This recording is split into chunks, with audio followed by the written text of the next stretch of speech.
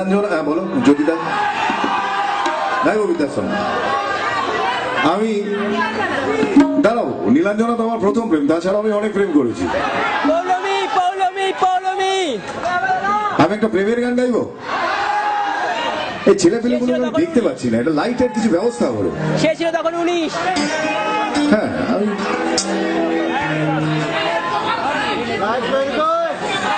হ্যাঁ মন খারাপ হয়ে যাচ্ছে, উৎসাহ পাচ্ছি না আসলে।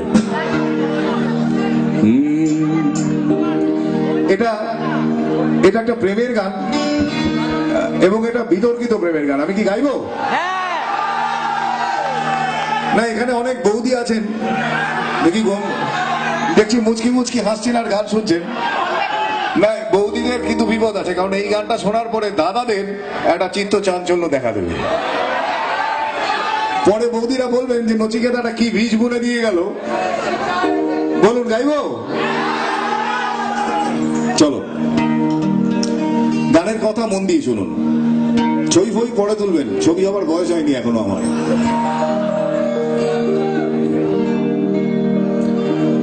গানের কথা মন দিয়ে। সে ছিল তখন 19, সে ছিল তখন 19, আমি তখন 36। একটু বাড়াবাড়ি হয়ে গেল? ঠিক আছে তো?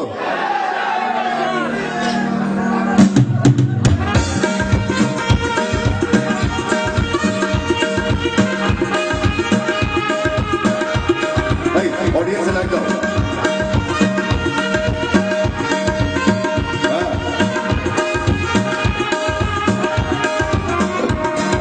সে ছিল তখন 19, আমি তখন 36, প্রেমে পড়তে লাগে না বয়স, মনে থাকে না 19-20।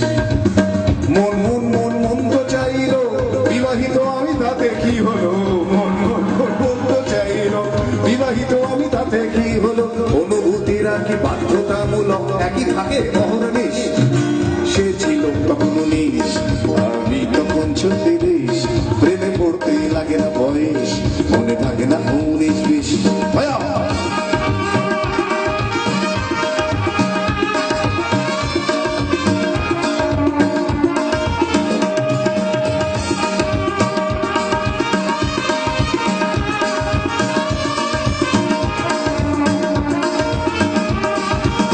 সে ছিল, গানের কথা মন দিয়ে, সে ছিল তখন ফার্স্ট ইয়ার, সে ছিল তখন ফার্স্ট ইয়ার, আমি এক ছেলের বাবা।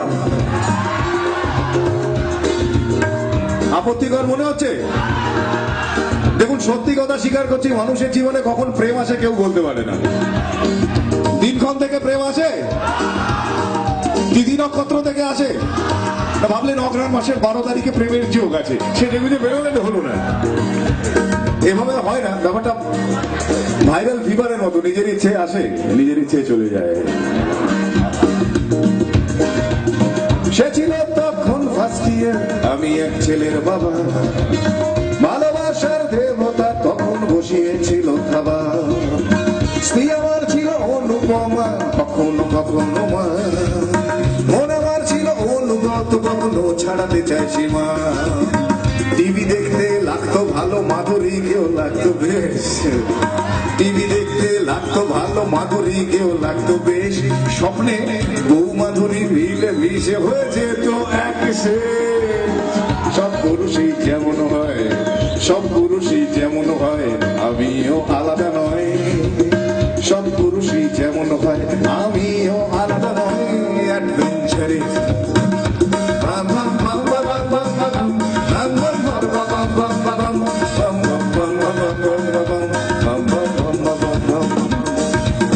সে আমার বুকে রাখতো মাথা,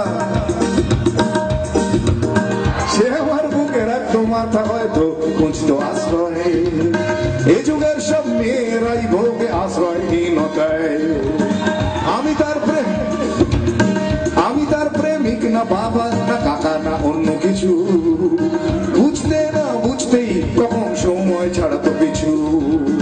বাড়ি ফিরে এক গাদা অপরাধের বোঝা নিয়ে, নিজেকে ঢেকে রাখতাম সবার দু চোখ এড়িয়ে।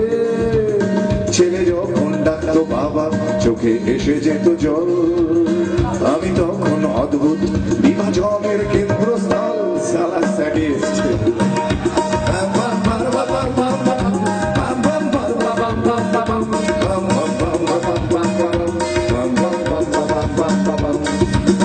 ব্রিলিয়ান্ট স্টুডেন্ট সে ছিল, ব্রিলিয়ান্ট স্টুডেন্ট সে ছিল, একটু পাগল বোধ হয়।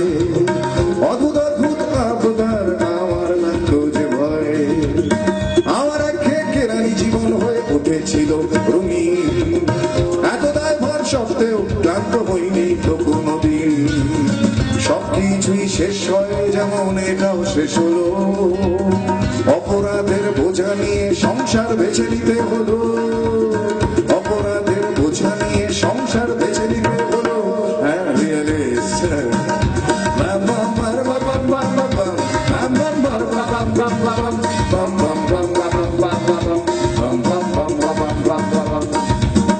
এবারই আমার গানের ক্লাইম্যাক্স। আমার ছোটবেলায় আমার মা একটা গান গাইতেন, ছোট ছিলাম মানে বুঝতাম না। গানটার কথা ছিল, তোমার মহাবিশ্বে প্রভু হারায় না যে কিছু। আসলে আমরা আমাদের জীবনের অনেক কিছুকেই অনেক আগে থেকে শেষ বলে ঘোষণা করি বোকার মতো।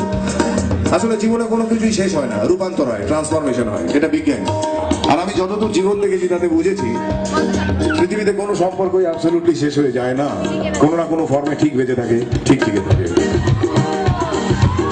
তখন আমার অনেক বয়স, তখন আমার অনেক বয়স, হাসপাতালে বাইপাস অপারেশন গেছে হয়ে, তখন শুধু দীর্ঘশ্বাস।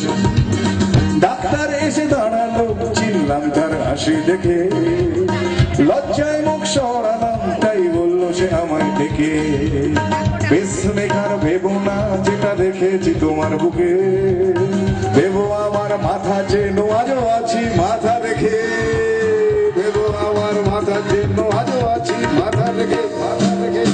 ধীরে ধীরে পথ চলি আজ ছেলের হাত ধরে, বুকে ক্ষত স্মৃতি হয়ে বাজে টিক টিক করে, বুকে ক্ষত স্মৃতি হয়ে বাজে টিক টিক